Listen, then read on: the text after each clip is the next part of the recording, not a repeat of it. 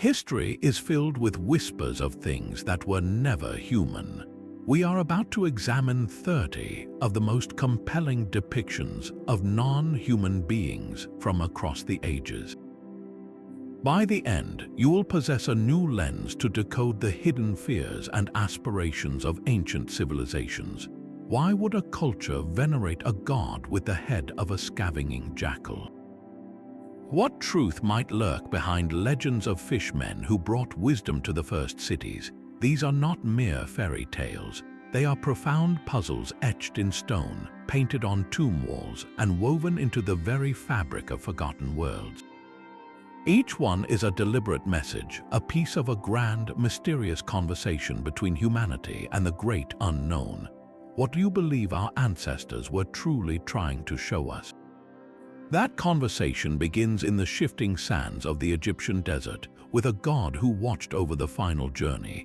Anubis stands as a profound paradox, a divine figure with the sleek, powerful head of a black jackal set upon the body of a man.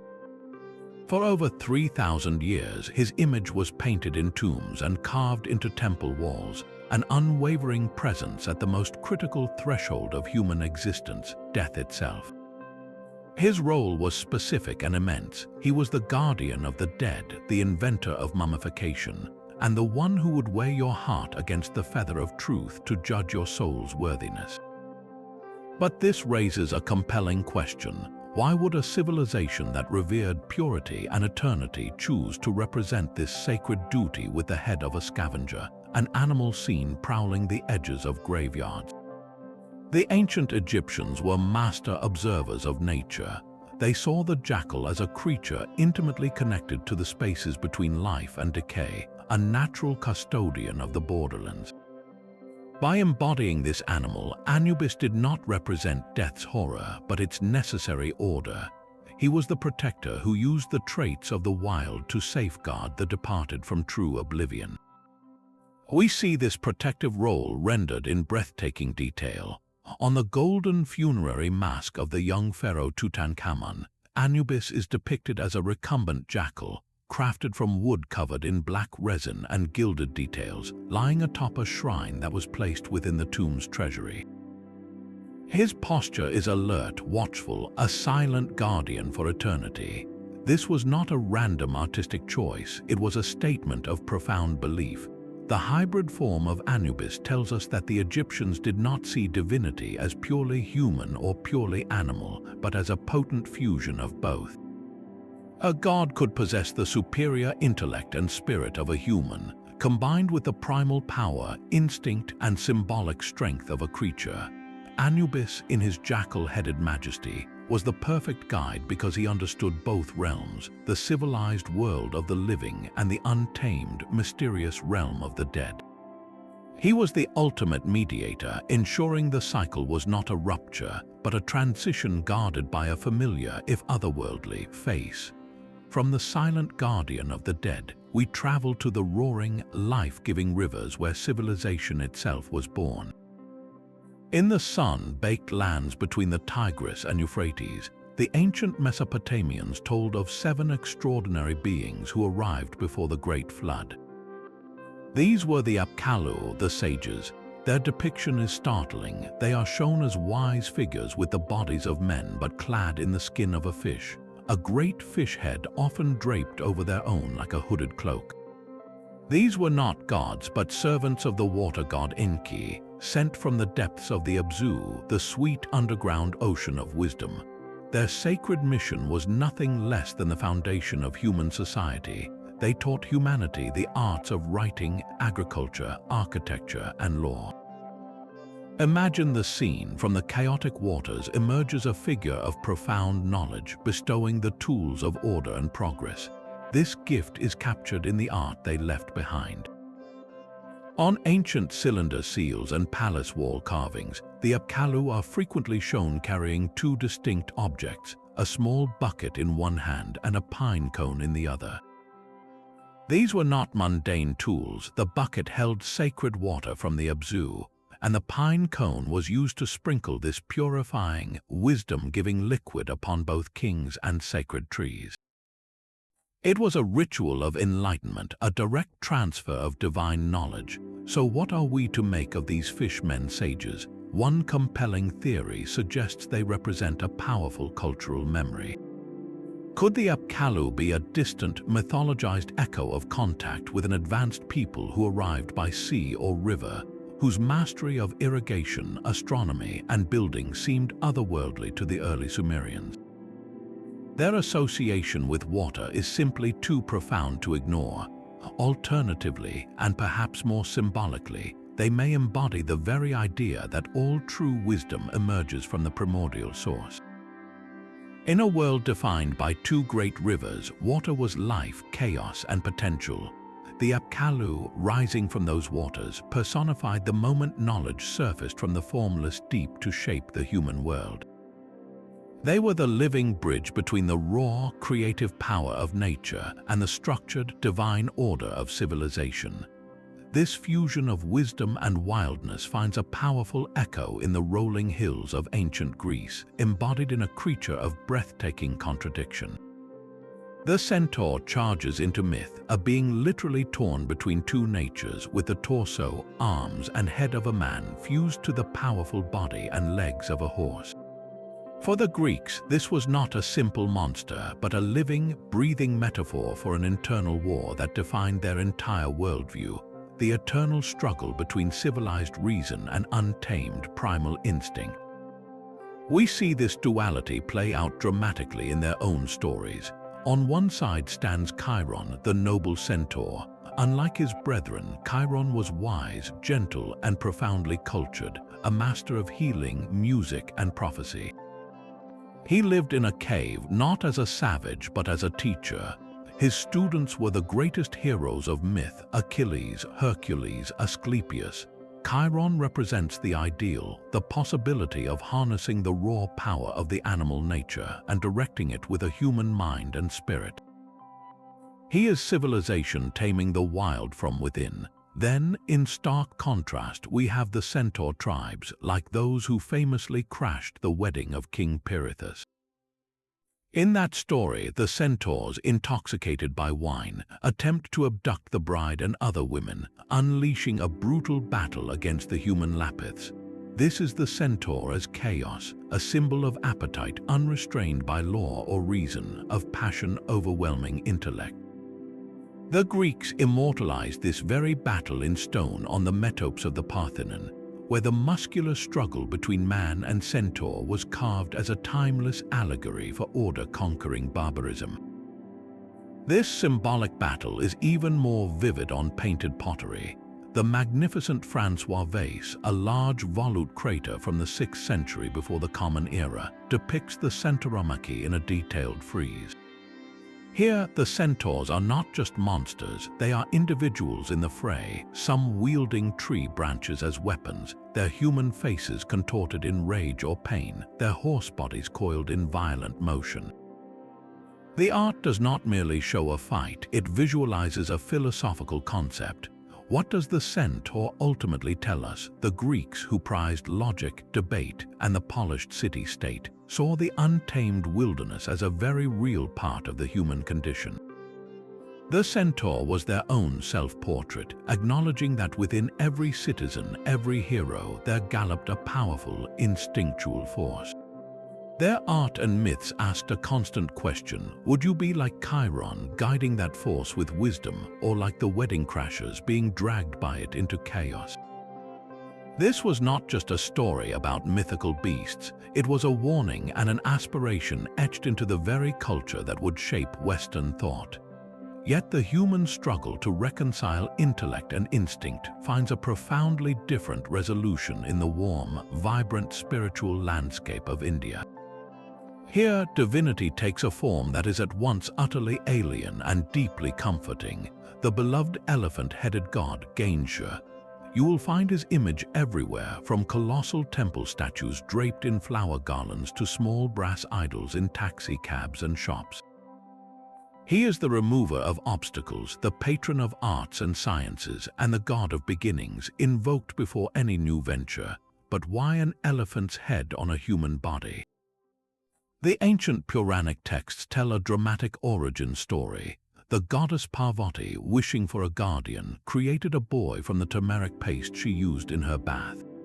She gave him life and instructed him to guard her door while she bathed. When her husband, the great god Shiva, returned, the loyal boy, not knowing him, barred his entrance. In his fury, Shiva severed the boy's head. To soothe Parvati's devastating grief, Shiva promised to restore her son, sending his followers to bring back the head of the first creature they found sleeping facing north. That creature was an elephant. Thus, the boy was reborn as Ganesha, a unique fusion of human and beast blessed by all the gods. Every aspect of his form is a deliberate lesson in symbolism. His large, fan-like ears are for listening intently to the prayers of his devotees. His small eyes see the truth with sharp focus. That iconic broken tusk holds one of the most charming tales in all of mythology. It is said he broke it off to use as a pen to transcribe the epic Mahabharata as the sage Vyasa dictated it, a testament to sacrifice for the sake of preserving wisdom. And his vehicle, or Vahana, is a humble mouse. This seems a paradox at first, a massive god riding a tiny creature, but the mouse symbolizes desire, which can gnaw through all barriers if left unchecked. Ganesha's control over the mouse shows his mastery over desire, allowing him to clear the path forward. So Ganesha is not a symbol of internal conflict like the centaur, but of harmonious integration. His elephant head represents supreme wisdom, excellent memory, and the strength to push through any barrier. His human body connects him to our worldly experiences.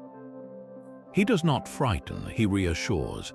His very form declares that divine power is not limited by human shape, that true intelligence and benevolent strength can wear a most unexpected face. To see Ganesha is to understand that the greatest force for overcoming life's obstacles might just look nothing like us at all. But the divine integration of Ganesha stands in sharp contrast to a creature born from the deep, shadowy waters of cautionary tales. In the rivers and ponds of Japan, a different kind of non-human being waits, one that embodies not benevolent wisdom but the raw, unpredictable danger of nature itself. This is the kappa, a being of folklore so persistent it feels woven into the very mist over a mountain stream. Imagine a child-sized creature, its body reminiscent of a turtle with a scaly, greenish shell, but with the limbs and posture of a human. Its face is often described as ape-like or reptilian, with a sharp beak, and most peculiarly, a shallow, bowl-like depression on the top of its head that holds a precious pool of water. This dish is the source of its life force and its greatest weakness. The kappa is a trickster, a boundary dweller between the human world and the watery unknown. Stories describe it as incredibly strong, with a penchant for sumo wrestling, but also deeply mischievous. It is said to lure the unwary, especially children, into the water to drown them, or to sneak onto land to steal crops, play pranks, and even consume a victim's internal organ, the mythical shirikodama, through the anus. These were not idle monster stories, they were vital, functional warnings. For a culture living in a landscape defined by rivers used for farming, travel, and daily life, the water was both essential and perilous. The kappa served as a natural, supernatural explanation for drownings and disappearances, a memorable reason for parents to tell their children to stay away from the river's edge. This cultural function is captured vividly in historical art. In Edo period woodblock prints known as ukiyo-e, and in painted scrolls, artists depicted kappa in dynamic scenes, often grappling with humans or peeking from the water with sly, unsettling expressions. One famous print by Utagawa Kuniyoshi shows a kappa attempting to pull a horse into a river, its webbed hands gripping the bridle, a perfect illustration of its disruptive power. But where did such a specific, enduring idea come from? One compelling theory points not to pure imagination, but to a case of mistaken identity and amplified fear. The Japanese giant salamander is a real, living creature that can grow over 5 feet long.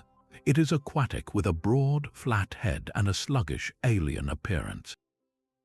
To a farmer or a child centuries ago, glimpsing this massive, unfamiliar amphibian lurking under a riverbank could easily seed a legend.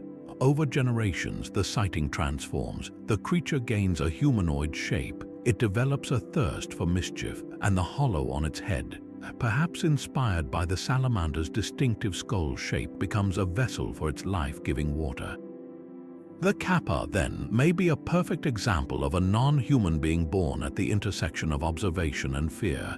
It is nature made strange, then made story, all to teach a lesson we still understand. Respect the deep, dark places, for you never truly know what might be looking back at you. Yet the cautionary tales of river spirits give way to a far more monumental conflict, one written in ice and fire. In the stark, epic world of Norse mythology, the landscape itself is alive with opposition.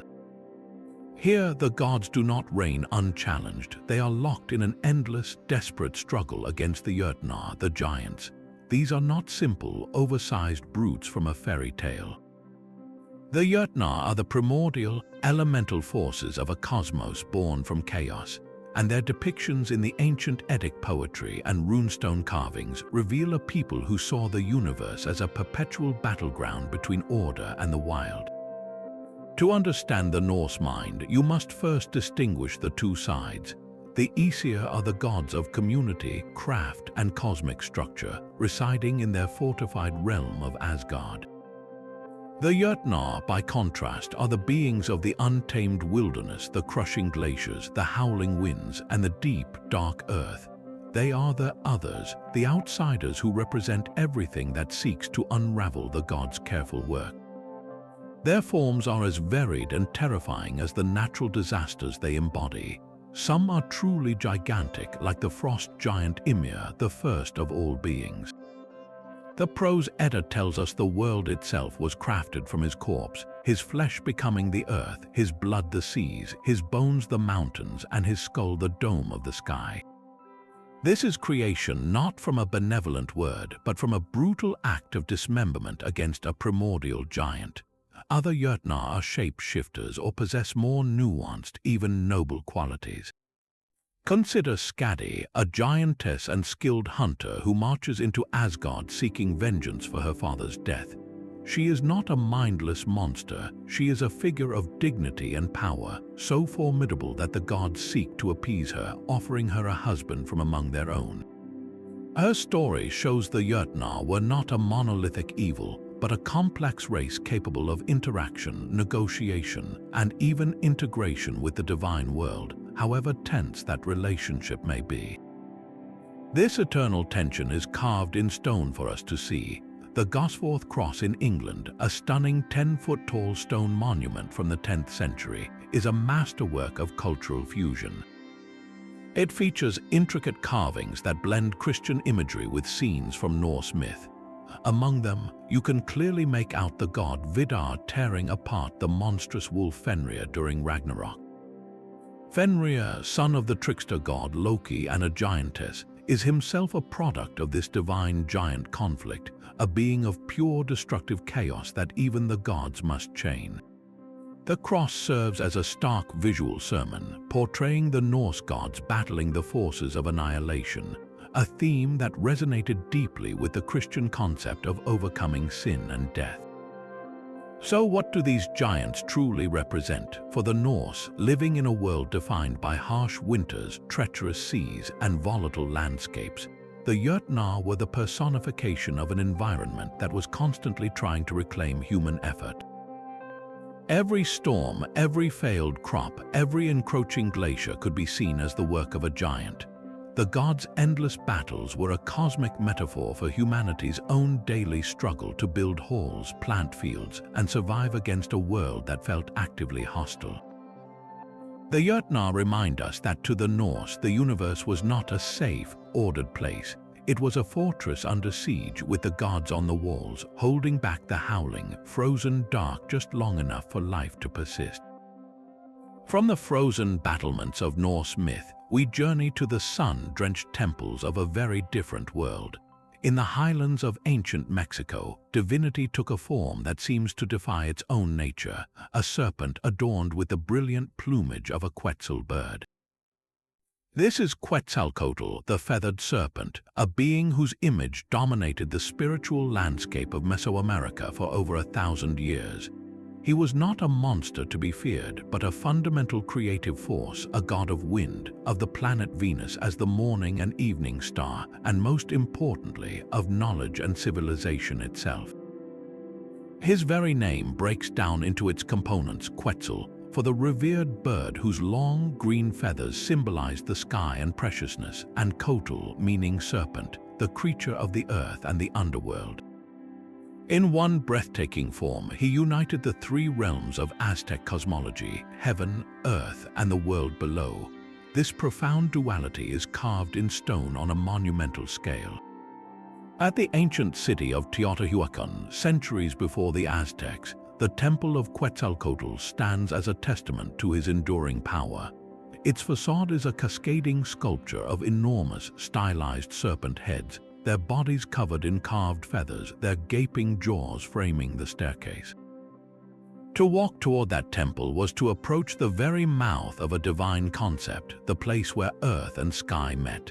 Later, in the painted books called codices, like the famous Dresden Codex, Quetzalcoatl is shown in more narrative scenes, often as a priestly figure wearing the mask of the plumed serpent, engaging in acts of creation. One of the most poignant myths tells how he journeyed to the underworld to retrieve the bones of a previous race of humans, sprinkling them with his own blood to give life to humanity anew.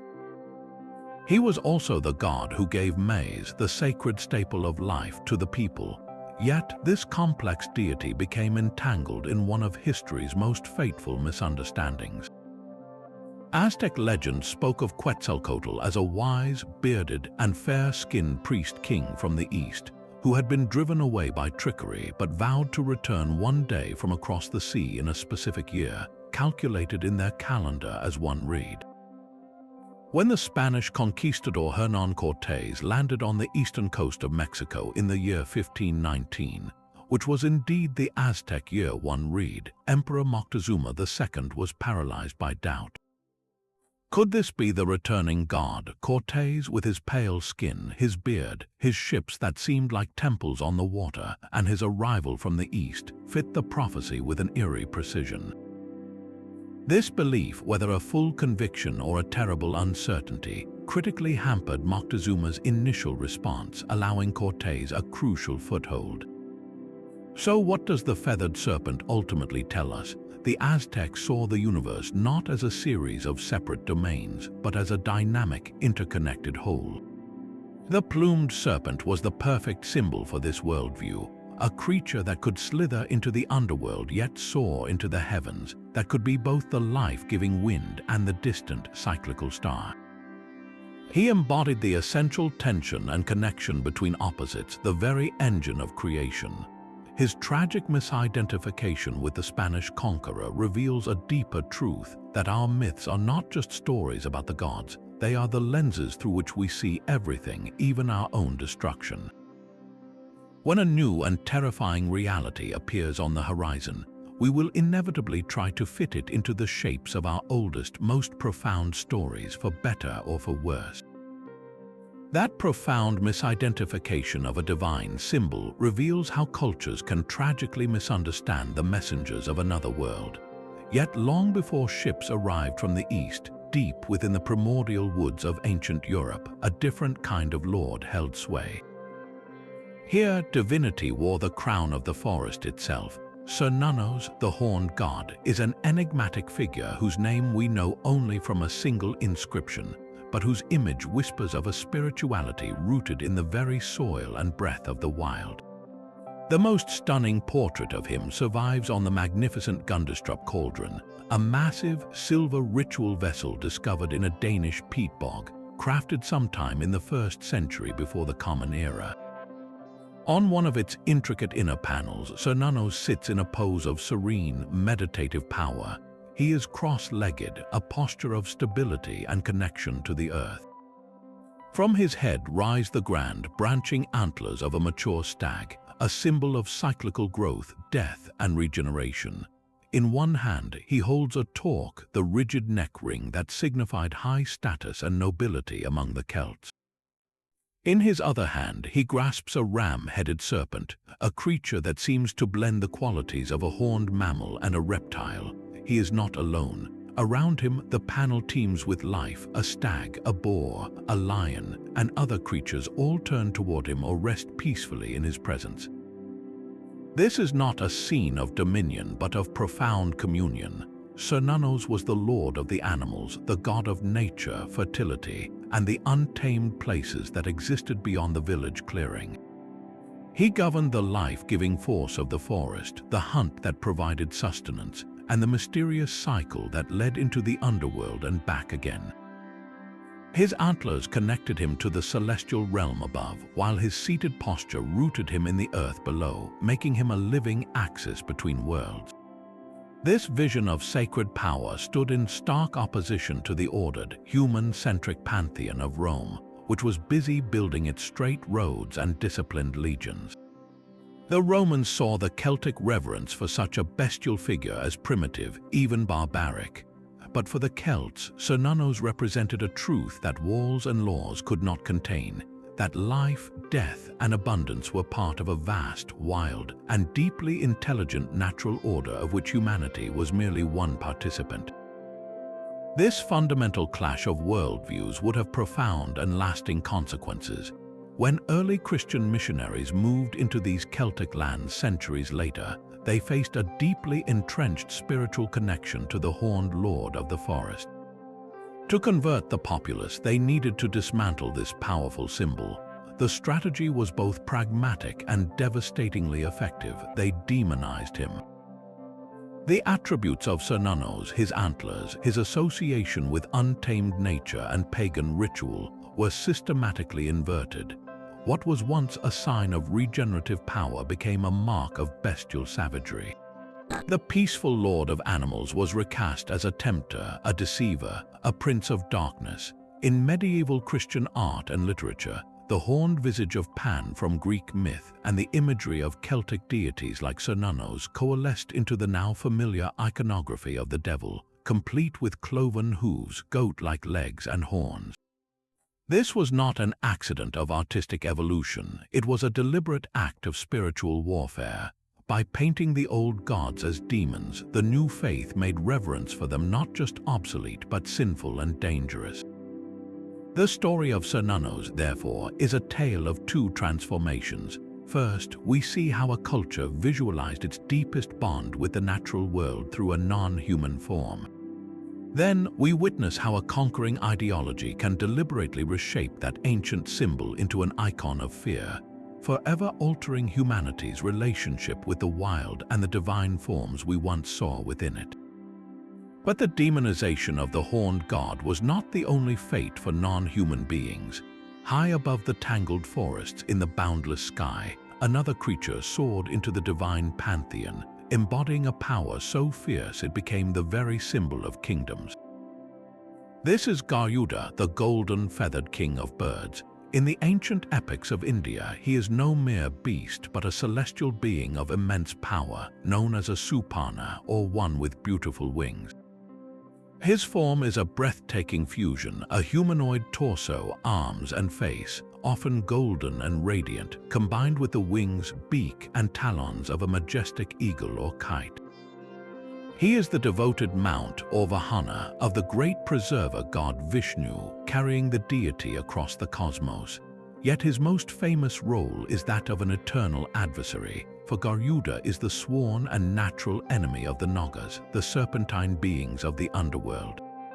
This rivalry is not petty, it is cosmic, representing the eternal struggle between the sky and the earth, between the solar power of the sun bird and the chthonic, watery realms of the snake. You can witness this epic conflict frozen in stone across Southeast Asia. At the magnificent temple complex of Angkor Wat in Cambodia, intricate bas-reliefs depict Garuda in furious battle with multi-headed Naga serpents.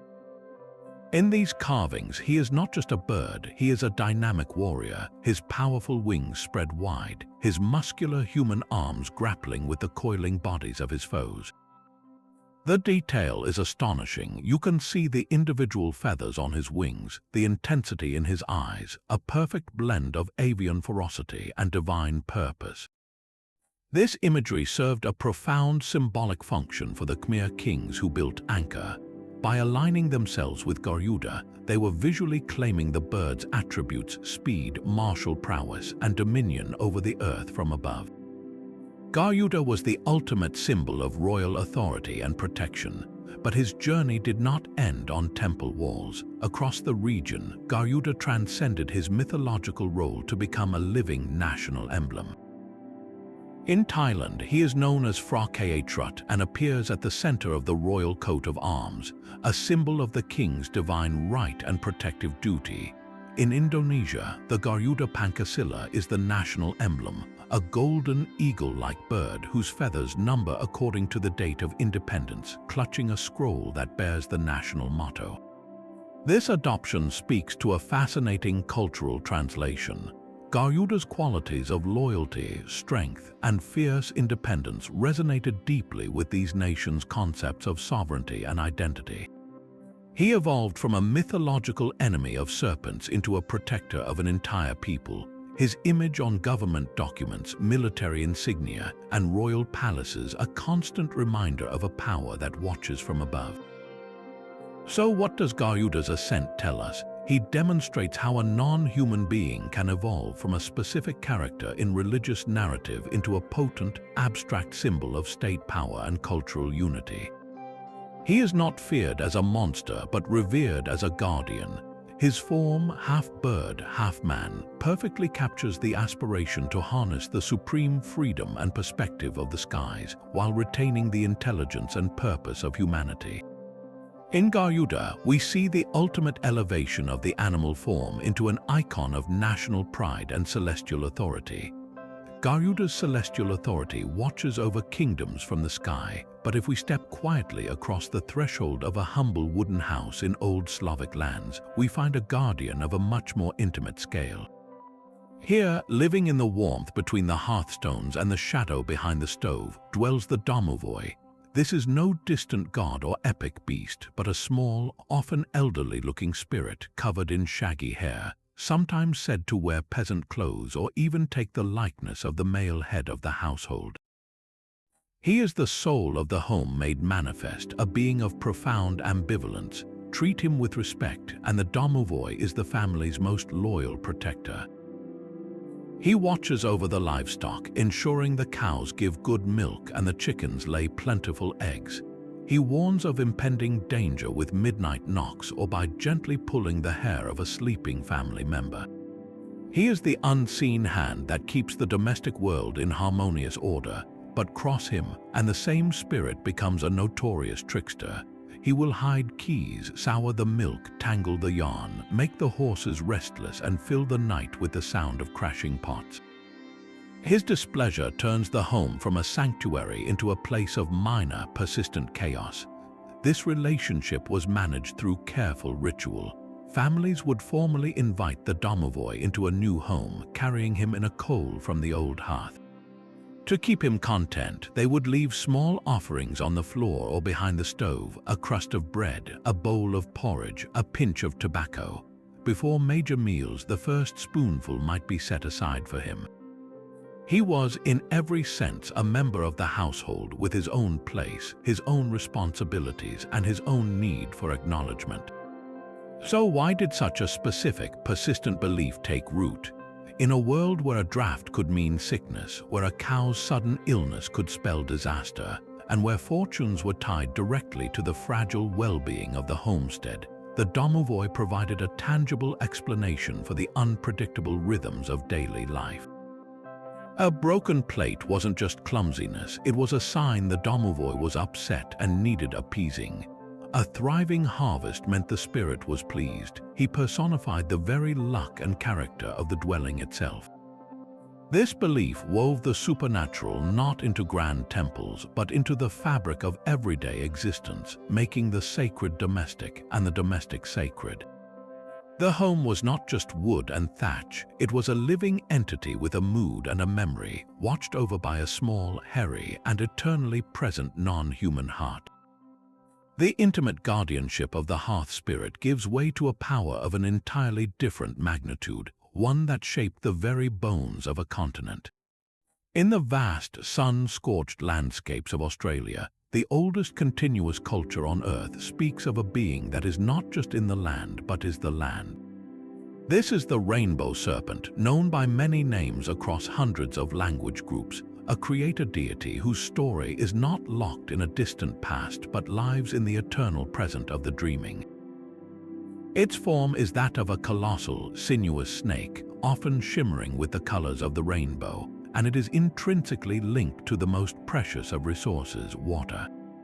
You find its presence in the deep, still waterholes that dot the outback, in the life-giving rains that break a drought, and in the fertile curves of rivers it carved as it moved across the primordial world. This being did not merely create the landscape, it became the landscape. A particular mountain might be its coiled body, a winding river its ancient track, a waterhole the place it entered the earth. To understand the rainbow serpent is to understand a map of both physical geography and sacred lore. This connection is made stunningly visible in rock art that dates back thousands of years. In the Kimberley region, the ancient Bradshaw or Guion paintings depict dynamic, elongated figures that many Aboriginal peoples associate with the rainbow serpent and the creative era it inaugurated. These are not simple pictures, they are narratives of creation painted in ochre on stone, a direct visual link to a time when the world was soft and being sung into form. The serpent's power, however, is beautifully balanced. It is the ultimate source of life, responsible for the rain, the plants, the animals, and the people themselves. It is a nurturing, generative force, but this generosity comes with a sacred covenant. If its laws are broken, if the proper rituals are not observed, or if its waterholes are desecrated, the rainbow serpent can become a terrifying agent of retribution. It might cause floods, droughts, or illness, reminding everyone that the forces that give life can also take it away. This is not a myth of good versus evil, but of respectful balance versus dangerous imbalance. What is most profound is that this is not a forgotten legend. The rainbow serpent remains a vibrant, central force in contemporary Aboriginal life and art. Modern painters like those of the Papunya Chala movement depict the serpent in dazzling acrylic dots and swirling lines, translating the ancient stories onto canvas for the world to see. The continuity is breathtaking, from ochre on a rock wall to synthetic polymer on a gallery canvas. The same being is honored. This unbroken thread reveals a fundamental truth about how some cultures see non-human beings. The rainbow serpent is not a character in a story that ended. It is an active, living presence. It is the law of the land made visible, a reminder that every river, every mountain, every waterhole is alive with a consciousness that demands recognition. To walk that land without knowing its stories is to be blind to the very reality of the place itself. While the rainbow serpent embodies the living landscape, another serpentine being soars across the sky as the very architecture of cosmic order. The Chinese dragon, or long, is a creature of breathtaking complexity, a symbol not of terror but of benevolent, generative power. Its form is a masterpiece of symbolic synthesis, deliberately assembled from the features of 9 different animals. Ancient texts describe it with the antlers of a deer, the head of a camel, the eyes of a rabbit, the neck of a snake, the belly of a clam, the scales of a carp, the claws of an eagle, the paws of a tiger, and the ears of an ox. This was not a random monster, but a carefully designed emblem of totality. Each part contributed a specific virtue: the deer's longevity, the eagle's keen sight, the tiger's courage, the ox's diligence, the carp's success in leaping the dragon gate to become a dragon itself. This composite form tells us the Long was seen as the ultimate harmonious being, possessing the finest qualities of all creation. Its history is woven into the fabric of China itself. We see its coiled, simplified form on Neolithic jade carvings from the Hongshan culture, dating back over 5,000 years. These early pig dragons suggest a spiritual connection to the heavens and the earth from the very dawn of civilization. Millennia later, the dragon became the exclusive symbol of the emperor. On imperial robes from the Ming and Qing dynasties, the five-clawed dragon, or Long, writhed in threads of gold among clouds and waves, a visual declaration that the Son of Heaven was the human embodiment of this celestial force. In the Forbidden City, stone dragons cascade down imperial stairways, bronze dragons adorn palace roofs, and painted dragons coil on the ceiling beams of the Hall of Supreme Harmony. Everywhere, the dragon communicated that imperial authority was a natural, cosmic mandate, but the dragon's domain extended far beyond the throne. It was and remains the master of water in all its forms. It dwells in deep pools, commands the rains, and rides the clouds. This association made the dragon central to agricultural life, the bringer of the life-giving downpours upon which all harvests depended. Temples were built near bodies of water to honor dragon kings, and during droughts, elaborate processions and rituals were performed to entreat them for rain. At its core, the dragon is a manifestation of Kai, the vital energy that flows through all things. The dragon is the ultimate expression of Yong Kai, active, celestial, and creative. Its sinuous, coiling movement through the clouds visually represents the dynamic flow of this cosmic breath. So when you witness a dragon dance during Lunar New Year with its undulating body weaving through the streets, you are not watching a performance about a monster. You are witnessing a ritual to summon auspicious Kai, to invite harmony, prosperity, and good fortune for the community. The Long presents a radical idea that the most powerful non-human being in the cosmos is not something to be slain or feared, but a wise, benevolent force to be revered and aligned with.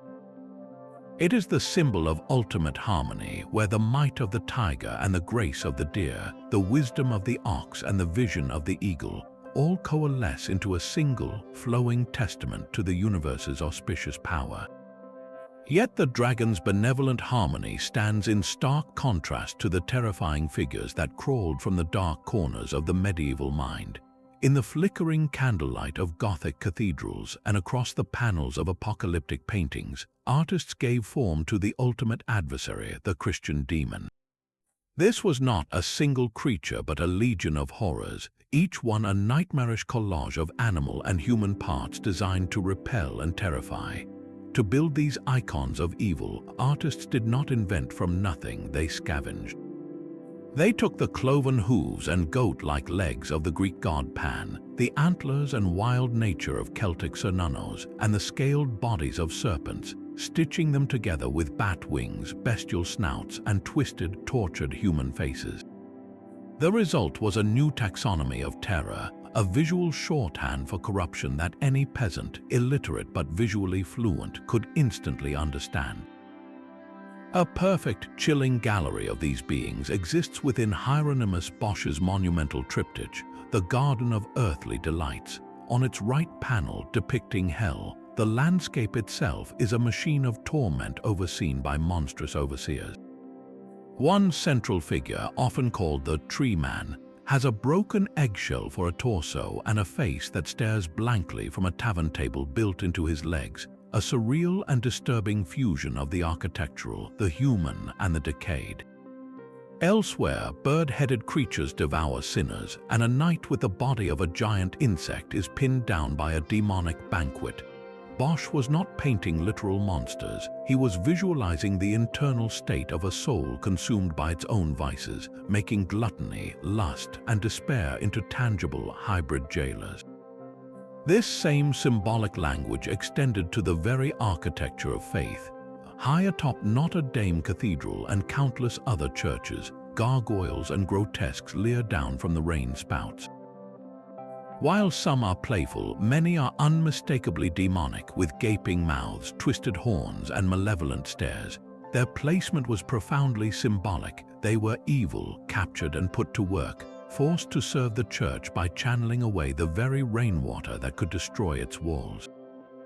They were a constant, stone reminder that the forces of darkness had been conquered and harnessed by divine order. So what was the true purpose of this menagerie of the damned? These non-human forms served a critical doctrinal function. They made the invisible war for the soul spectacularly visible. The abstract concepts of sin, temptation, and eternal punishment were difficult for anyone to grasp, but a painting of a half-goat, half-bat creature dragging a shrieking soul into a fiery pit was unforgettable. This imagery was a tool of both fear and comfort. It terrified the faithful into obedience, while also assuring them that evil had a recognizable, and therefore potentially resistible, face. The demon was the ultimate other, but its assembled parts were all terrifyingly familiar, a constant warning that the path to such a bestial state began with very human choices. In giving the devil 1,000 monstrous forms, the medieval church did more than illustrate hell. It built a visual fortress for the soul patrolled by nightmares. The demon's menagerie was built to inspire fear, but across the ocean, a very different kind of avian power commanded pure awe. Towering above the mist-shrouded forests of the Pacific Northwest, the thunderbird's cry was the sound of the sky itself. For the many Native American tribes of this region, from the Haida to the Kwakwaka'wakwa, this was no ordinary bird. Its depiction is one of immense stylized power. On towering totem poles, it crowns the top, its wings outstretched in a curve that seems to hold up the heavens. On ceremonial masks, its face is painted with bold formline designs, often featuring a massive, curved beak and distinctive curled horns or ear-like appendages on its head. In ancient petroglyphs carved into stone, its form is simplified but no less potent, a lasting signature of a celestial force. This being was the master of the atmospheric world. The deep rumble that rolled across the mountains was the thunder created by the beating of its impossibly vast wings. The sudden, brilliant flash that split the sky was lightning, sparked from the gleam of its piercing eyes. It controlled the rains and storms, making it a being of both bounty and terrifying power, directly responsible for the weather patterns that sustained life.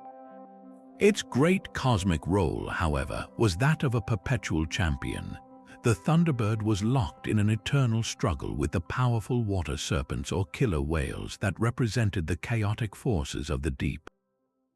In these stories, the thunderbird would swoop from the clouds, snatch the serpent from the ocean with its talons, and carry it into the sky to defeat it, a dramatic allegory for the sky's dominance over the sea and the triumph of order over primal chaos.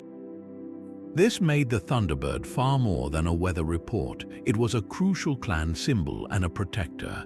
To have the thunderbird as your crest was to claim its attributes of strength, authority, and protective vigilance. The being connected a lineage directly to the supreme power of the upper world, offering spiritual shelter and a shared identity. When you see a thunderbird at the summit of a totem pole, you are not just looking at a carving, you are witnessing a family's claim to a celestial guardian, a declaration that their history and their future are watched over by the very force that makes the sky speak. But the sky's dominion over chaos finds its earthly counterpart in a city of legendary ambition. In the heart of ancient Mesopotamia, where we first met the fish sages, a new empire rose to proclaim its power through a creature of breathtaking hybrid vigor. This was the Mesopotamian dragon, and it was far more than a myth. It was the official, roaring mascot of the Babylonian state. Its sacred duty was to serve as the loyal companion and steed of Marduk, the supreme god of Babylon, who had defeated the primordial sea goddess Tiamat to bring order to the cosmos. The Mesopotamian was the living symbol of that hard-won cosmic order, a walking, snarling testament to divine authority. And to see it, you would have walked through the most magnificent gateway the ancient world had ever seen. The Ishtar Gate, built by King Nebuchadnezzar II around 575 years before the Common Era, was a monument of cobalt blue glazed bricks towering over the processional way into the city. Marching in majestic repetition across its surface were rows of these Mushasu dragons. Their form was a meticulous synthesis of the most powerful creatures known. Each one possessed a long, serpentine body covered in scales, the muscular forelegs of a lion, the taloned hind legs of an eagle, a slender, arched neck, and a horned, serpentine head with a forked tongue. This was not a random monster, it was a deliberate assembly of symbolic parts: the lion's terrestrial might, the eagle's celestial authority, and the serpent's chthonic wisdom, all fused into a single guardian entity.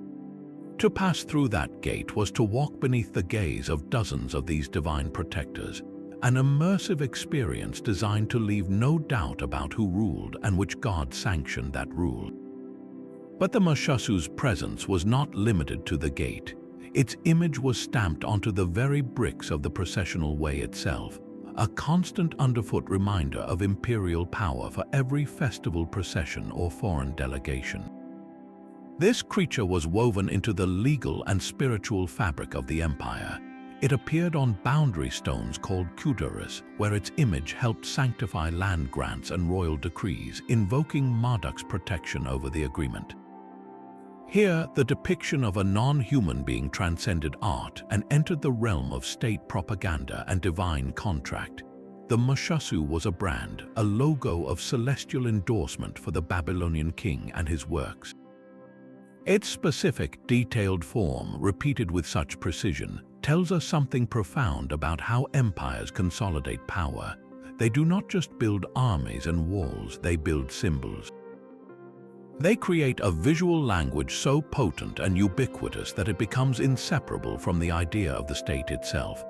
The Mushasu was that symbol, a creature of myth made concrete and multiplied 1,000 times in gleaming blue glaze, declaring that the order of Babylon was as natural, as powerful, and as divinely ordained as this fantastic beast that guarded its gates. Above the gates of Babylon, the dragon's roar fades into the echoes of empire, but on the mythical peaks of ancient Persia, a different cry echoes, one of wisdom and immense feathery grace. This is the Simurgh, a being so vast its wings could darken the sun, yet so benevolent it became the ultimate guardian of heroes and secrets. Its story is woven into the very soul of Persian culture, most famously in the epic Shahnameh, the Book of Kings, written by the poet Ferdowsi over 1,000 years ago. Here, the Simurgh enters not as a monster to be slain, but as a foster parent and guide. The tale begins with the birth of the Prince Zal, an infant born with hair as white as snow. His father, the king, seeing this as an ill omen, abandons the child on a remote mountainside. It is the Simurgh who discovers the crying baby, carrying him gently in its talons to its colossal nest high on the summit of the Alborz Mountains. There, amid the clouds, the gigantic bird raises Zal as its own, teaching him the language of the beasts and the secrets of the ancient world. When Zal is finally reclaimed by humanity to become a great warrior and wise ruler, the Simurgh does not vanish. It gives him a single magical feather, instructing him to burn it if he ever needs its aid, a tangible link between its celestial wisdom and the mortal realm. This relationship is captured in breathtaking detail in Persian miniature paintings. In these intricate works, the Simurgh is often depicted with the glorious, eye-spotted tail of a peacock, its body covered in brilliant lapis lazuli blues, emerald greens, and gold. It is shown in moments of profound tenderness, like the scene where it lowers Zal, now a grown man, safely back to the earth from its mountain eyrie, its vast wings a protective canopy. The artistry is meticulous, every feather a delicate brushstroke, symbolizing not just beauty but an almost divine order. The Simurgh's symbolism runs even deeper than a single story. It is intrinsically linked to the Tree of Life, the cosmic axis that connects all realms of existence. In some depictions, the Simurgh is shown perched in its branches, or the tree grows from its nest, making the bird the living custodian of all creation. It is a creature of healing, its feathers said to have medicinal properties, and a repository of all knowledge, having lived so long it has witnessed the destruction of 3 ages. This places the Simurgh in a unique category, a non-human being that is essentially immortal, all-knowing, and profoundly compassionate. Its origins stretch back into pre-Islamic Zoroastrian lore, where it may have been associated with divine grace, and it was seamlessly adopted into Islamic Persian culture, a testament to its powerful and adaptable symbolism. So what does this magnificent bird truly represent? The Simurgh is the ultimate bridge. It connects the forsaken infant with his destiny, the earthly hero with celestial aid, and the ancient Zoroastrian past with the medieval Islamic present. It embodies the idea that the highest wisdom and most nurturing power may not come in a human form, but from a being so vast and old it understands the cycles of the world itself. The Simurgh does not rule through fear like a dragon, but through a patient, ancient love, offering not conquest but a single, burning feather as a promise that we are never truly alone. From the nurturing heights of the Simurgh's nest, we are plunged into a realm where the very air is stone and the light is a forgotten promise. This is Xibalba, the Mayan underworld, a place of perpetual twilight and fatal tests, ruled by malevolent gods who delighted in trickery and pain. And among its most feared guardians was Camazotz, the death bat. In the pages of the sacred Popol Vuh, the epic story of Mayan creation, Camazotz is not merely a monster, but a deity of the night, a sentinel of the deepest darkness. His depiction in surviving Mayan art and sculpture is chillingly specific, a humanoid body with the grotesque, snarling head of a bat, complete with large, pointed ears, a leaf-like nose, and often vicious fangs. His wings are not feathered but leathery, spread wide like a cloak of shadow. In one of the most dramatic scenes from the Popol Vuh, the hero twins Hunahpu and Xbalanque must spend a night in the House of Bats, a deadly chamber in Xibalba. Here, Camazotz waits, and with a single, swift swoop, he decapitates one of the twins, Hunahpu, his head becoming the ball for a macabre underworld ballgame. This was not random violence, it was a ritual act. The bat god was an executioner, intimately linked to sacrifice, night, and the caves that were seen as portals to the underworld. For the Maya, caves were not just geological features, they were sacred openings to Xibalba, places of both danger and potent spiritual power where rituals were performed. Camazotz, as a creature of caves and darkness, was the perfect embodiment of that threshold. But where did such a potent and specific fear originate? The jungles of Central America are home to real-life vampire bats, small but real creatures that drink the blood of livestock. However, the Maya may have had a memory of something far more imposing. During the Pleistocene epoch, the region was home to Desmodus draculae, a now extinct giant vampire bat with a wingspan approaching 2 feet. Encounters with such a creature, or even the fossilized remains of its larger ancestors, could have seeded a deep cultural memory, amplified over centuries into a supernatural terror. The transformation is profound. A real, feared animal is elevated through myth into a god. Its natural traits of nocturnal flight, sharp teeth, and association with dark places becoming the core attributes of a divine being of death. Camazotz, therefore, represents the dark inverse of our earlier guardians, a non-human entity born not from reverence for an animal's strength or wisdom, but from a primal, visceral fear of what hunts in the absolute dark, a fear so powerful it earned a throne in the underworld itself. The terror of the death bat gives way to a different kind of watery dread, one that flowed through the sacred texts of an ancient kingdom. In the highlands of Ethiopia, where the Blue Nile begins its long journey, stories warn of the Akan. This is not a god to be worshipped, but a monster to be feared, a guardian serpent or crocodilian beast said to lurk in the deep, rushing currents of rivers. Its physical description in texts like the revered Kebra Nagast, the glory of kings, is deliberately terrifying, evoking the primal fear of what waits beneath the surface. It is often portrayed as a massive, crocodile-like creature or a coiling serpent of immense strength, a being perfectly adapted to its domain of churning water and hidden depths. The Aken was more than a simple predator. It was understood as the sentinel of specific, sacred waters. Certain rivers, pools, or crossings were considered its territory, places where the boundary between the everyday world and a more perilous, spiritual one grew thin. To enter these waters without respect, without the proper rituals or a pure heart, was to invite its wrath. A sudden, powerful undercurrent that pulled a swimmer under was not an accident of hydrology, it was the Aken claiming a victim. A drowning was its work. This attribution served a profound dual purpose for the culture.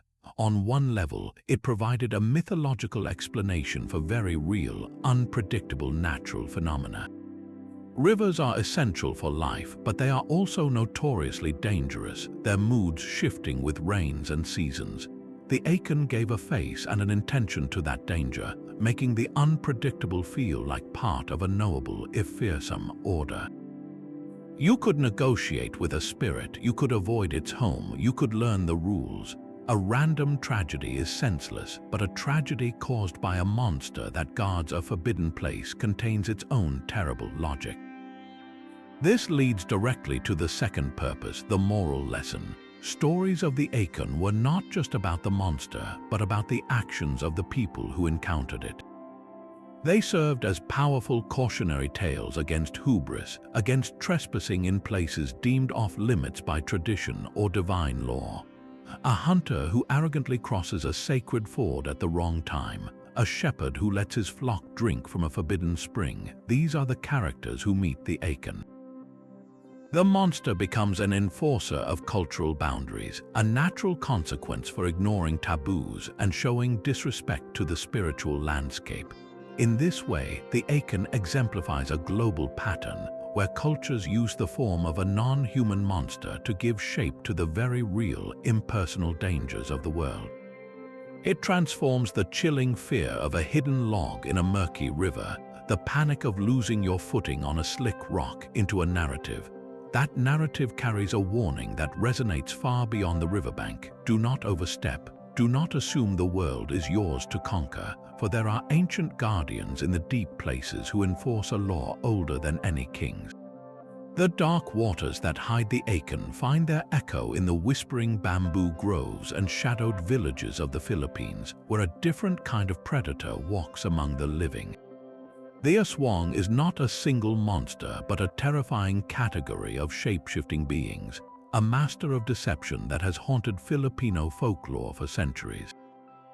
By day, it might appear as a beautiful, unassuming woman, often quiet and reserved, living at the edge of the community. But with the fall of night, it sheds its human skin, sometimes literally, to become a creature of horrific appetite. Its transformations are varied and chilling. It might become a vile, ghoul-like beast that digs up and consumes corpses, or a vampire that flies on leathery wings to prey on the living, particularly pregnant women and unborn children. One of its most infamous features is a long, thin, proboscis-like tongue, which it uses to silently sip the life from a sleeping victim through the floorboards, leaving no mark but a lingering sickness. This law was meticulously documented by Spanish friars and colonial officials, who recorded these beliefs with a mixture of fascination and horror, cementing the Aswang's place in the written record as the region's most notorious cryptid. Yet the Aswang is far more than a campfire story. It is a profound social narrative woven into the fabric of community life. In a time before modern medicine, sudden illnesses, miscarriages, or unexplained deaths demanded an explanation. The Aswang provided one, a tangible, malicious cause for otherwise senseless tragedy. If a child fell ill with a wasting disease, it might be said an Aswang had fed on its spirit. If a series of misfortunes struck a family, suspicion could fall on a reclusive neighbor whose behavior seemed odd. Perhaps they were never seen during the full moon, or their eyes were said to reflect light like an animal's. This belief system created a powerful mechanism for social control. To label someone an aswang was to effectively ostracize them, casting them out as a non-human predator hiding within the community. It enforced conformity, discouraged strange behavior, and provided a communal scapegoat for collective fear. The legend functioned as a dark mirror, reflecting anxieties about the unknown, about outsiders, and about the hidden dangers that could lurk within even the most familiar faces. In this way, the aswang demonstrates the ultimate power of a non-human depiction. It is not just a monster to be feared, but a story that communities tell themselves to make sense of suffering, to draw boundaries, and to identify the enemy they believe walks silently in their midst. That deep-seated fear of the hidden predator within the community transforms into a different kind of warning on the frozen edges of the world. In the vast, silent expanse of the Arctic, where ice meets the dark sea, Inuit storytellers speak of the Kalupalik. Its form is born from the very elements it inhabits, a humanoid creature with slick, greenish skin, long, tangled hair that flows like seaweed, and sharp claws. It does not walk among the living in disguise. Instead, it waits. It lives beneath the sea ice in the frigid black water, listening for the sound of children playing too close to the dangerous, unstable edge. When it hears them, it emerges, snatching the child and dragging them down into its underwater world, never to be seen again. This is the ultimate bogeyman tale, but its purpose is far from simple entertainment. In the harsh Arctic environment, a single misstep could mean catastrophe. A child chasing a toy onto thin ice, a moment of inattention near a crack in the frozen shore. These were not just risky behaviors, they were potentially fatal. The Kalupalik gave that abstract, pervasive danger a face, a name, and a chillingly memorable consequence. The lesson was not about a monster's hunger, but about a specific, vital rule: stay away from the ice edge. Oral storytelling was the perfect vehicle for this. Elders would recount tales of the Kalupalik in the warm, safe glow of the communal igloo or sod house, the frightening details making the children's eyes go wide. The fear it inspired was not meant to paralyze, but to protect. It translated the adult's constant, worried admonition into a narrative so vivid it would stick in a child's mind far more effectively than a simple command. The Kalupalik personified the impersonal lethality of the Arctic itself, the sudden plunge, the paralyzing cold, the silent disappearance beneath an unbroken sheet of ice. Nature was not malicious, but it was utterly indifferent, and the Kalupalik became the embodiment of that indifference, a teacher whose lessons were written in ice and told in whispers. This depiction shows us a profound truth about how cultures survive. Sometimes, the most caring thing you can do is invent a monster, a non-human keeper of the threshold, to make the invisible dangers of the world unforgettable. Yet the monstrous guardians of ice and sea exist to enforce a simple, physical rule. In the cradle of civilization, a far more intimate and psychological terror took shape, one that preyed not on carelessness, but on the most fundamental human hopes. This is Lamashtu, the Sumerian demoness whose very image was a catalogue of nightmares. On ancient clay plaques pressed over 4,000 years ago, she glares at us with a form designed to repel and horrify. She possesses the snarling head of a lion, crowned with the long, alert ears of a donkey. Her body is covered in thick, bestial hair, and her hands end in the sharp talons of a bird of prey.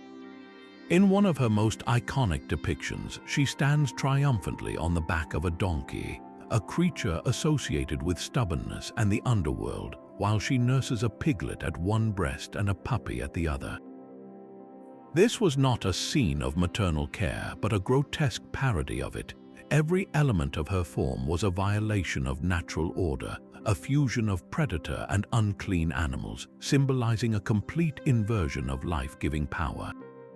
Her malevolence was terrifyingly specific. Lamashtu was the enemy of mothers and infants. She was blamed for miscarriages, stillbirths, infant sickness, and the fevers that plagued women after childbirth. She would steal babies from their cribs, drink the blood of young men, and gnaw on their bones. In a society where infant mortality was tragically common, Lamashtu gave a name and a face to the invisible, crushing anxiety that haunted every household. But the Mesopotamians did not simply cower before this image, they weaponized it. They engaged in a profound form of apotropaic magic, using the depiction of the terror itself to create a shield against it. To protect a vulnerable mother and newborn, a family would commission a small amulet, often a carved stone or metal plaque bearing Lamashtu's own likeness. These were not hidden away, they were displayed prominently in the home, sometimes hung above the bed. The logic was direct and powerful. By confronting the demon with her own horrific image, you could repel her as if the sight of herself would frighten her away. Even more elaborate were the ritual figurines. A priest might create a clay statue of Lamashtu, place offerings before it, and then perform an incantation from a cuneiform tablet, commanding her to accept these gifts and leave the family in peace. Afterwards, the figurine would be buried or thrown into the river, physically carrying the demon's influence away. This practice reveals a breathtaking relationship between a non-human depiction and daily life. Lamashtu's form was not art for art's sake, it was a functional tool in a spiritual emergency kit. Her grotesque hybridity made her identifiable, her specific threats made her relevant, and a reproduced image became the very medium for her banishment. In Lamashtu, we see the dark mirror of a goddess, a being whose power was so feared that her portrait became a common household object, not for veneration but for survival. It was an ancient, desperate bargain, fought not with swords but with crafted clay and whispered words, using the monster's own face to bar the door. Lamashtu's clay amulets were meant to banish a demon of sickness, but in the arid valleys of ancient Peru, a different kind of divine figure demanded a far more direct and dramatic offering. The Moche civilization, which flourished along the northern coast from about 100 to 800 years into the Common Era, left behind a stunning artistic legacy, and at its terrifying center stands a being scholars often call the decapitator god. In the intricate lines of Moche pottery and the faded colors of temple murals, this deity appears with a consistency that speaks of profound cultural importance. Its form is a masterful blend of the fearsome and the supernatural, typically featuring a humanoid body with the fierce, snarling face of a spider or sometimes a feline, its limbs often ending in clawed hands. But the most defining attribute is always the same. Gripped firmly in one hand is a sharp, crescent-shaped blade known as a tumi knife. In countless scenes, the god is shown in the act of pulling the hair of a captive, the tumi raised high, poised to sever the head from the body. This was not a depiction of random violence, it was a sacred script. The decapitator god was intrinsically linked to a core Moche ritual practice, the sacrifice of captured warriors. Archaeological evidence, including the discovery of sacrificed remains at sites like the Pyramid of the Moon, confirms that this was a tangible reality. The god's imagery served as the divine blueprint for this act, framing ritual execution not as mere warfare, but as a necessary transaction with the supernatural. The blood spilled was an offering to ensure the fertility of the land in a desert environment, to maintain cosmic order, and to appease the deities who controlled the life-giving rains that flowed from the distant Andes. This fearsome non-human form likely served a critical political function. By embodying the power of sacrifice in a being that was part spider, part feline, and part man, the Moche priesthood and ruling elite fused their authority with the raw, untamed forces of nature. The spider, a patient predator that traps and consumes, and the feline, a symbol of stealth and lethal power, were perfect metaphors for a state that captured, judged, and ritually transformed enemies into offerings. To see the decapitator god on a ceremonial vessel or painted on a temple wall was to witness the state's ultimate power, the power over life and death, sanctified by a deity whose very form declared it was part of the natural and divine order. In this complex theocratic society, the decapitator was not a monster of chaos, but a terrifying agent of balance. His crescent knife a grim promise that the survival of the entire community depended on the sacred violence he commanded. The grim necessity of the decapitator's blade reveals a world where nature's violence was divinely ordained, but in the quiet scriptoriums of medieval Europe, artists and monks were cataloging a different kind of natural order, one filled with equal parts wonder and warning. If you were to open a heavy, illuminated manuscript like the Aberdeen Bestiary, created around the year 1200, you would not find a textbook of biology as we know it. Instead, you would step into a symbolic landscape where every creature, real or imagined, was a letter in a divine alphabet, each with a moral lesson to decode. Here, among the pages depicting familiar lions and eagles, you would encounter beings like the manticore. Its illustration is a masterpiece of assembled terror, the fierce, bearded face of a man set upon the powerful, tawny body of a lion, with a tail that ends in the venomous stinger of a scorpion. The text describes its voice as a sinister hiss and its appetite as insatiable, for it devours human prey whole, leaving no bones behind. This was not entertainment, it was a vivid, unforgettable emblem of gluttony and deceptive appearance, a beast whose human face might lure you close before its bestial nature consumed you entirely. Then, turning the page, you might laugh at the Bonacon, a creature from the plains of Asia described as having the body of a bull but the mane of a horse, with horns that curl so tightly inward they are useless for defense. Its method of protection, however, was spectacularly effective. When threatened, the Bonacon would unleash a torrent of burning dung, so caustic and fiery it could scorch the land for acres and sear its pursuers. In the Bestiary's delicate painting, knights on horseback are shown recoiling in comic horror as the beast makes its explosive retreat. This absurd creature served a surprisingly serious purpose, teaching a lesson about humility and unexpected strength, that even the seemingly weak or ridiculous could possess a formidable, if unconventional, power to repel evil. These fantastical beings were not classified as myths in the medieval mind. They were recorded as real, if remote, inhabitants of God's creation. The world was still vast and largely uncharted, and reports from travelers at the edges of maps could easily be accepted and sanctified by inclusion in a holy book.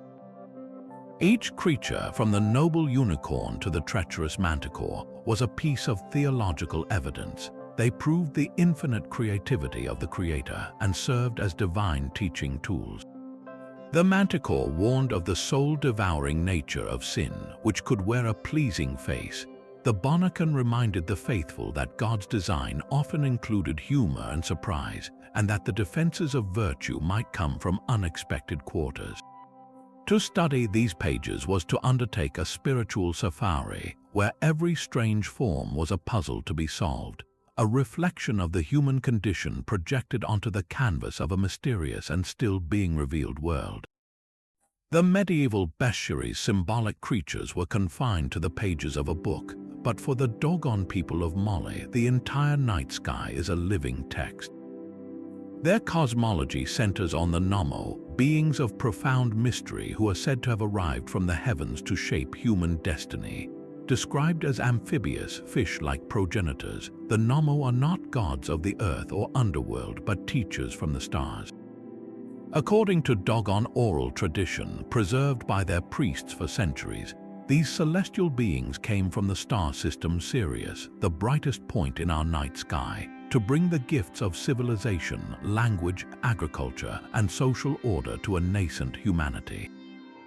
They are depicted in Dogon art as figures with elongated, fluid bodies, often combining human and piscine features, sometimes shown in pairs representing a primordial duality of male and female, a complete cosmic pair.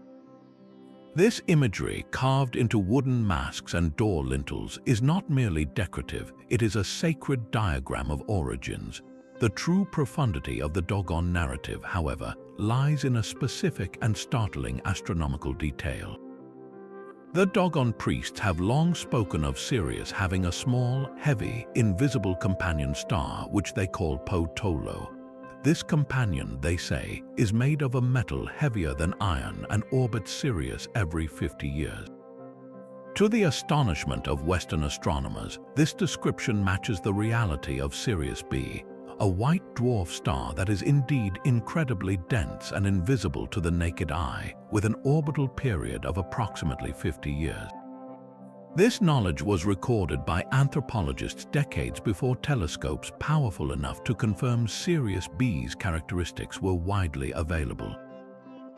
How could a people without advanced optical instruments know such a thing? This question has ignited fierce debate and fueled endless speculation about ancient alien contact, suggesting the Nommo were literal extraterrestrial visitors who imparted this star knowledge. A more grounded, though no less impressive, explanation looks to cultural exchange and deep, sustained observation. The Dogon are not an isolated people. Their history includes contact with other cultures that might have possessed astronomical insights. Furthermore, the 50-year cycle holds deep ritual significance for the Dogon, marking the renewal of the Sigwi ceremony, a generations-long observance. It is possible that generations of priests, tracking the movements of the brilliant Sirius against the backdrop of other stars over centuries, could have deduced the presence of an unseen gravitational companion affecting its motion, encoding that discovery into the myth of the Nommo. Regardless of its source, the integration is masterful. The Nommo are the perfect narrative vessel for this complex knowledge. As amphibious beings, they bridge the celestial waters of the starry sky and the terrestrial waters of life on Earth.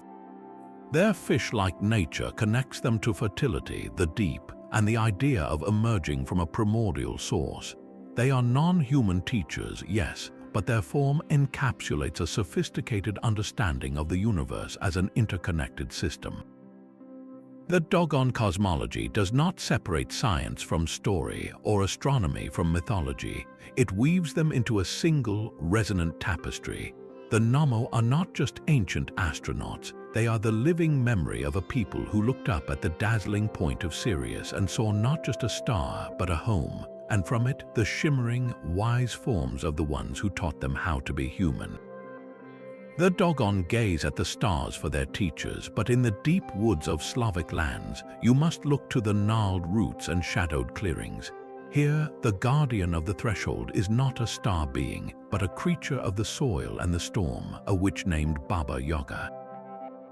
Her home is your first warning, a hut that does not sit upon the earth, but stands upon two giant chicken legs, its wooden walls creaking as it slowly turns to face you when you approach.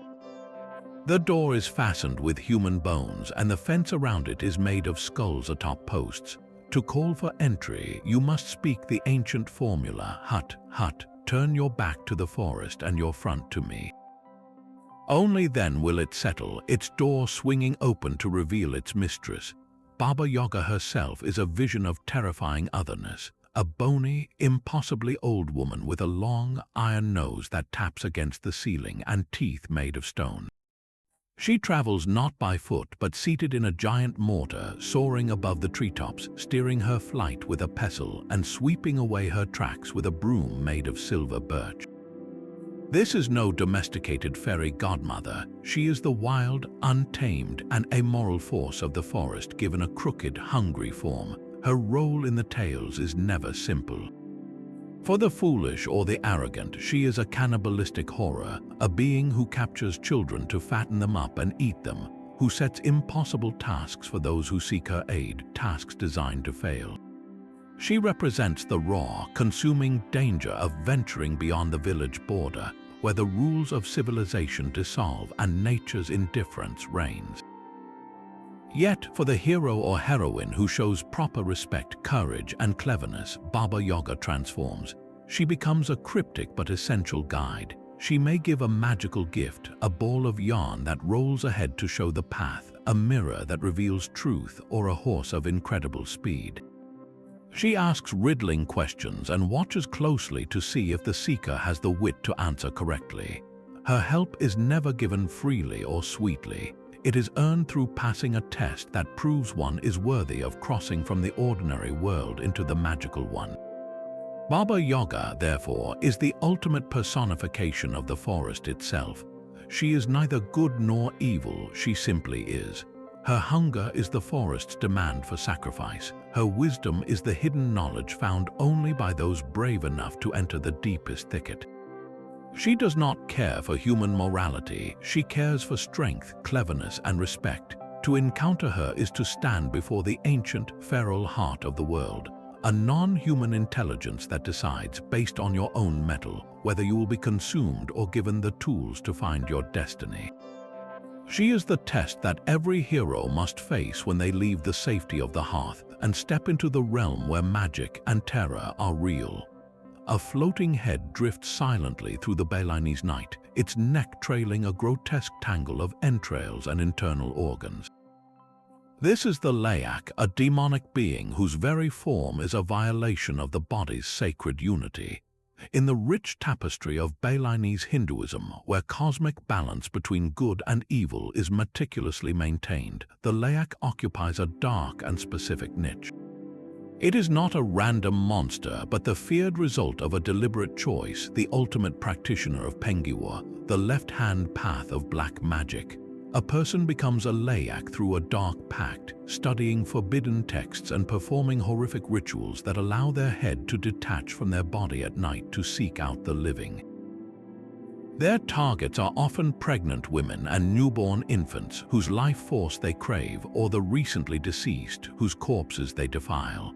This makes the Layak a uniquely intimate terror, a predator that was once a neighbor, a figure who has chosen to turn sacred knowledge into a weapon against the community itself.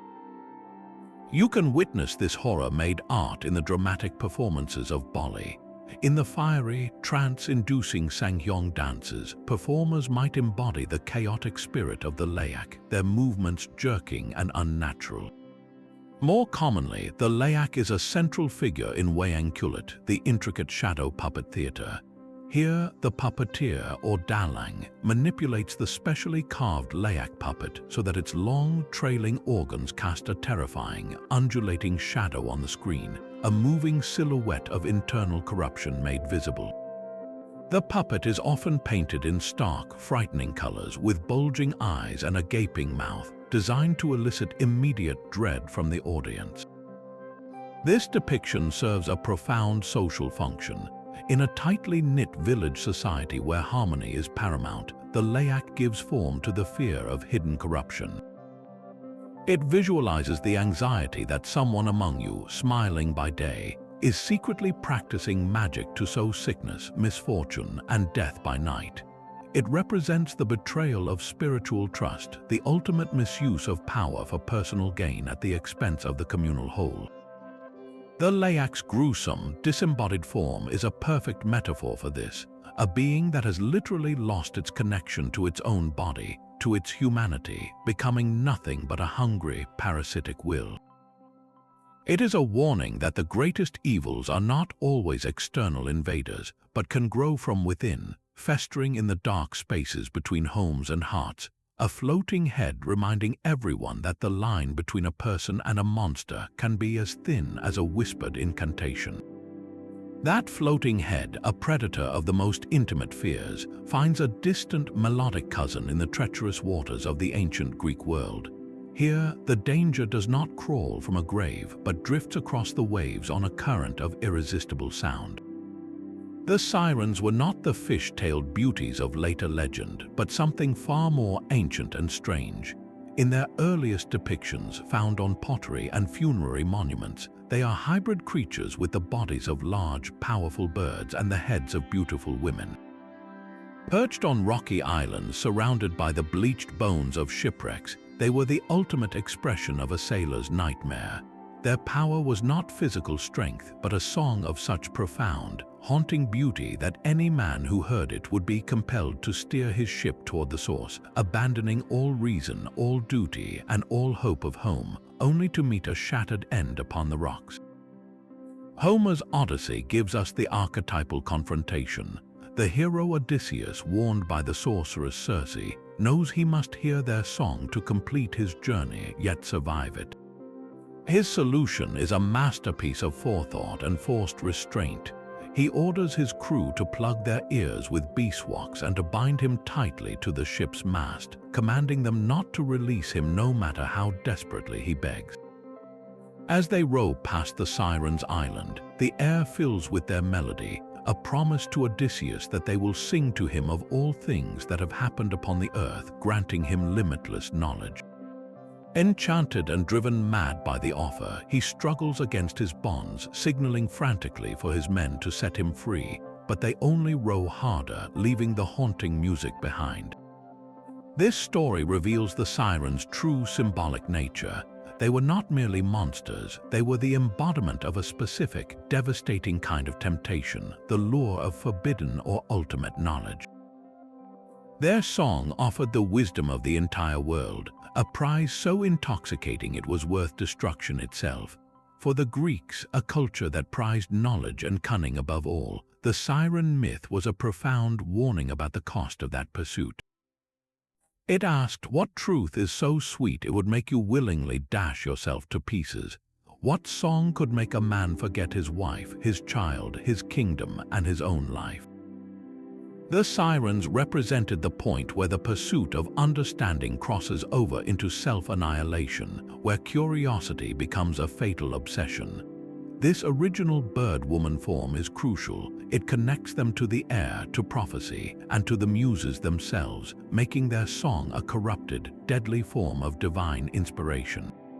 Their terrifying allure is carved in stone on siren funerary monuments, where they were often depicted as mourners, their beautiful, sorrowful faces and bird bodies symbolizing the soul's flight from the body, and perhaps the seductive call of death itself. Yet, centuries later, this form underwent a remarkable transformation. In the medieval bestiaries, the siren slowly sheds her feathers and grows a fish's tail.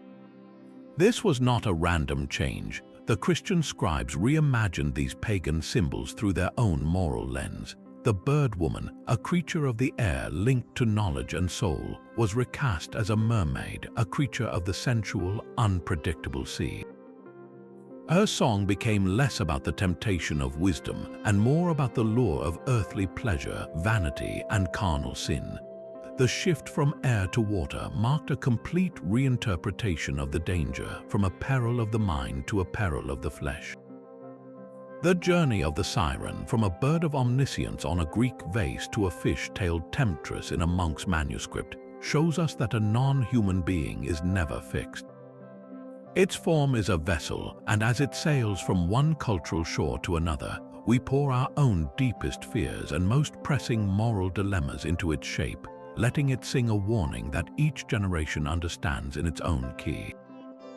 The siren's song tempts with the promise of forbidden knowledge, but the divine force we now encounter offers a truth far more profound, one that shatters all illusions with a roar.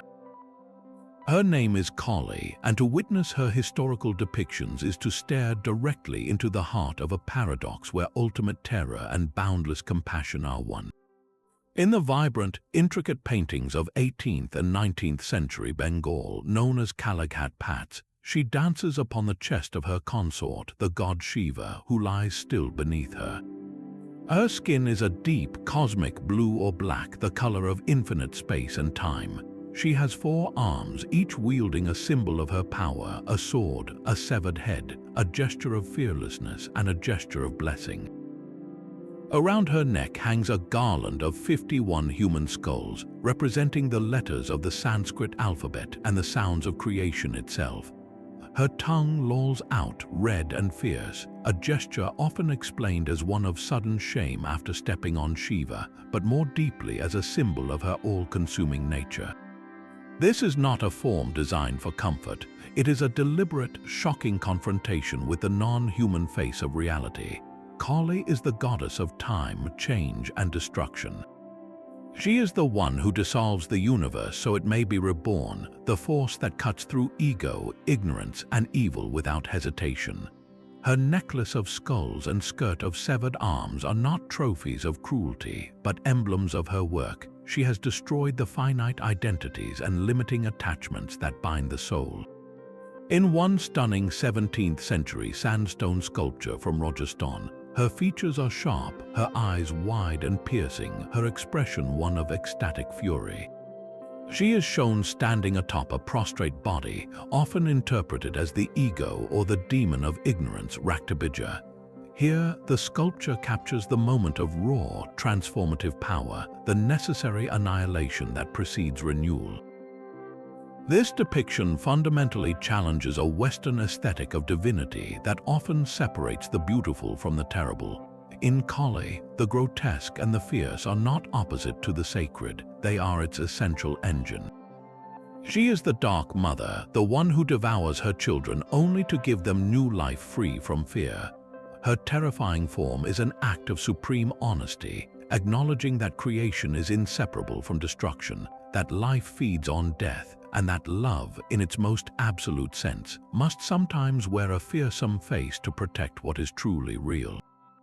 To understand Kali is to accept that the cosmos is not only a gentle nurturer, but also a wild, dancing force that wears a necklace of bones, reminding us that every ending is woven from the same thread as every beginning. Kali's fierce dance of creation and destruction finds a slower, heavier echo in the misty mountains of the north. Here, the very rocks and pines seem to hold a grudge, and that ancient, brooding presence has a name, the troll. In the vast folklore of Scandinavia, trolls were not a single monster but a whole category of beings as varied and rugged as the landscape itself. Their depictions range from the truly colossal, creatures so large they were mistaken for mountains themselves, to smaller, more human-like beings who lived in caves, under bridges, or in dense forest clearings. Common to almost all, however, was a certain brutish nature. They were strong, often incredibly stupid, and possessed a deep, instinctive malevolence toward humans. In the fairy tales collected by folklorists like Peter Christen Asbjornsen and Georgian Moe in the 19th century, trolls are the classic obstacle, the lurking danger that the clever hero must outwit.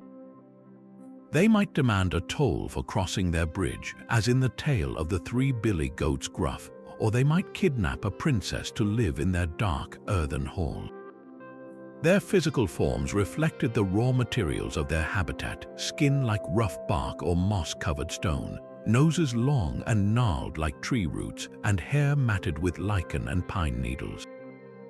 They were creatures of the Utmark, the wild lands beyond the farm and the village fence.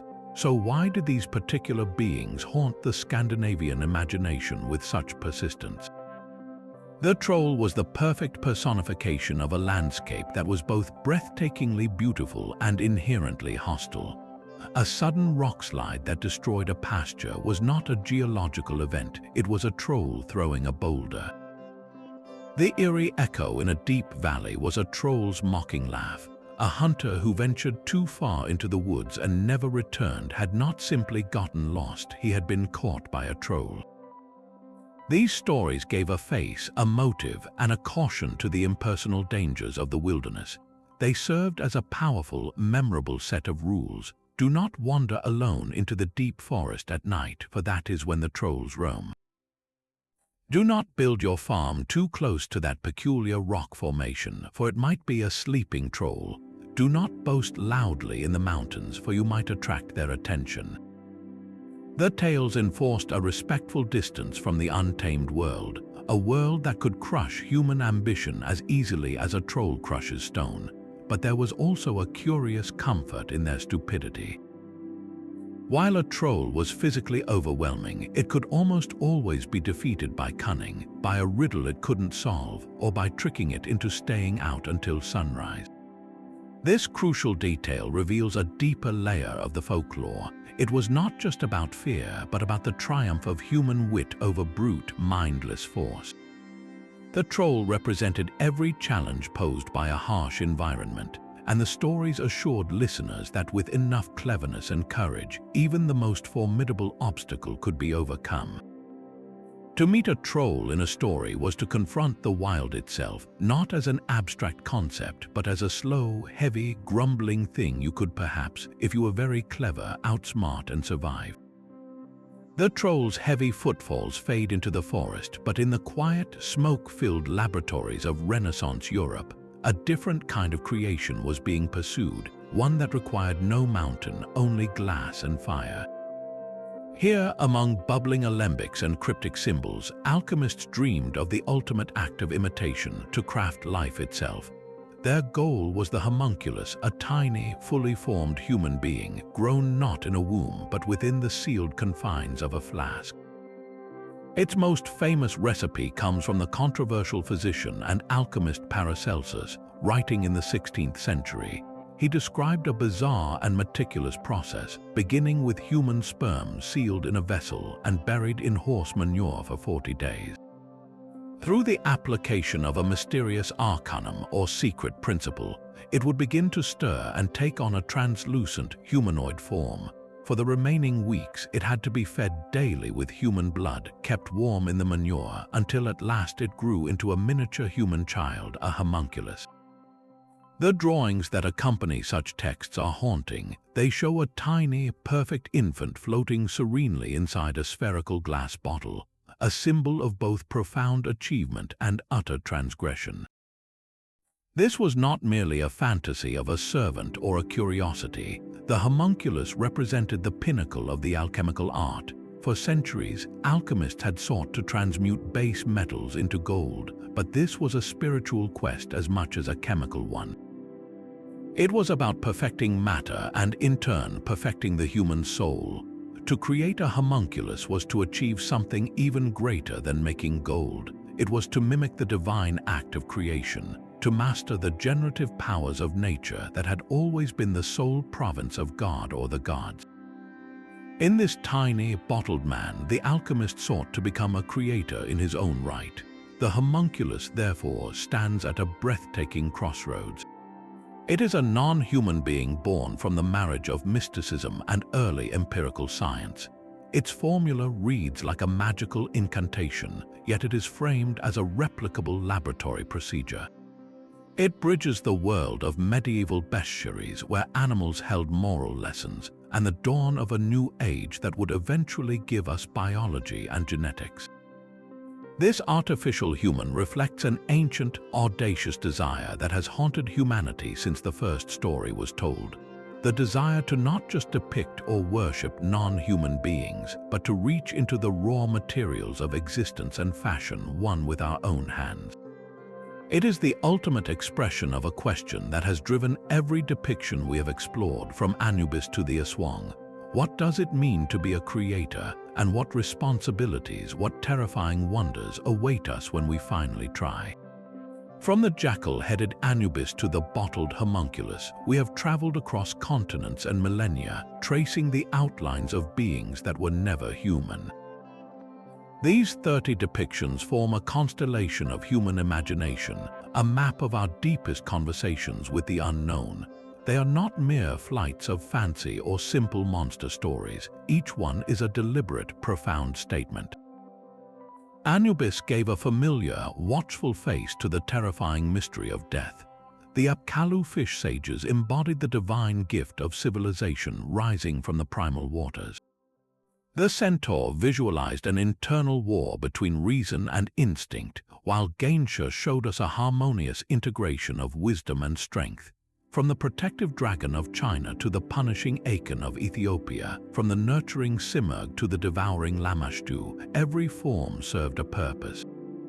They explained the unexplainable, gave rules to chaos, and made the vast, impersonal forces of nature and cosmos feel knowable, even negotiable. They were the first science, the first psychology, and the first philosophy, all rendered in stone, paint, and story. So what does this grand tapestry ultimately reveal? It shows that our ancestors were not so different from us. They looked at a star-strewn sky, a rushing river, or the silent forest, and they asked the same questions we do. Who are we? Where did we come from? What unseen forces govern our lives? Their answers, however, were not written in equations or data sets. they were sculpted into the hybrid forms of non-human beings. Each creature is a cultural fingerprint, a unique combination of local animals, environmental challenges, and spiritual beliefs. The troll could only be born in the rugged, brooding landscape of Scandinavia, just as the rainbow serpent is inseparable from the ancient, sun-baked earth of Australia. These beings are the ultimate cultural translators, converting the raw data of existence into a narrative we can understand and pass down. Which of these 30 beings lingers in your mind? Does the noble guardianship of Garuda inspire you, or does the intimate trickery of the domovoi feel strangely comforting? Perhaps the raw, transformative terror of Kali challenges you, or the tragic misunderstanding of Quetzalcoatl haunts you. Each one offers a different key to understanding a worldview radically different from our own. We invite you to share which of these historical depictions fascinates or terrifies you the most in the comments below. Your perspective adds another layer to this ongoing human conversation. If you enjoyed this journey through history's gallery of the non-human, be sure to subscribe for more explorations into the greatest mysteries of our past. Until next time, keep looking closely at the old stories, the ancient art, and the forgotten legends. You never know what face the unknown